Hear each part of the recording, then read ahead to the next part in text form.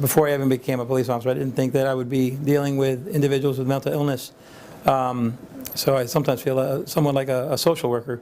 There have been numerous encounters that both myself, obviously, and our colleagues have had to take care of and help these folks. I'd say I've actually, conducted at least where I've authored and Baker acted no less than 115 or so cases since I've been here, and I've responded to well over 300 cases assisting other units.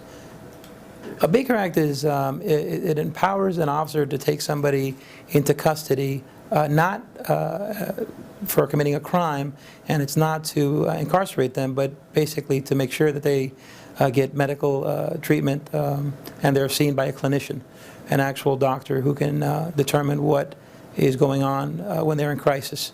It's a way that we could legally detain somebody if they meet certain requirements, one of which is they're unable to take care of themselves or if they're a threat to themselves or others. Let's say that there's somebody who's schizophrenic and listening or hearing voices. Well, you ask them, what are the voices telling you to do?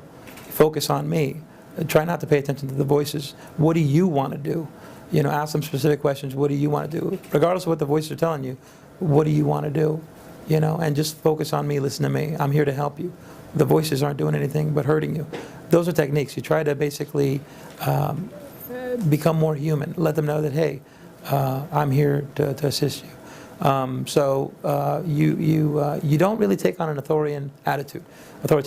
You don't say, hey, this is what you're going to do. You try to be very sympathetic, especially if you have like experiences. An individual that's, let's say, was in the Army, say, where have you been? Oh, I've been there at that duty station. Oh, that fort, whatever it is it's a horrible place. It was just the cold and the snow, and so you try to basically relate to them as best you can. Don't see the uniform, see the person. That's what you're trying to get to them. I'm not here in a uniform. I'm a person that's trying to basically help you. I'm so sad it doesn't always work. We have other means. If we're going to an individual that's obviously he's holding a razor or something like that, unfortunately, weapons will be drawn if it's a necessary precaution. We got a quick call that there was a person over the bridge. I was working actually in an off-duty capacity, and I was headed in that direction. This is when, because it's right off I Drive, and back then we had Bell's Designer Outlet Mall. I was in that area, and I get there, and there was I want to say it was British, but I'm not really sure, a British tourist that had stumbled upon her, saw what was going on, and he did the right thing. He was talking to her. Now, when I get there, they obviously had a rapport. All she needed to do was just go 2 more inches and she would have completely fallen off because she was straddled onto that railing. And I allowed him to continue the conversation. I radioed in for additional units to stop the traffic on the turnpike and get more folks there.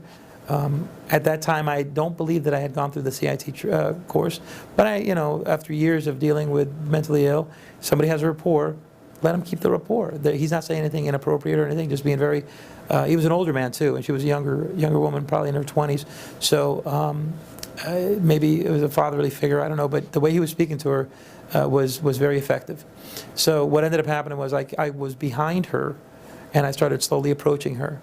She was distracted by him, and when I got within about less than 6 inches from her, I grabbed her real quick and we went onto the sidewalk, and we secured her and took her to Lakeside. And obviously, thank goodness for him, and that was a very positive resolution that could have ended up a tragedy.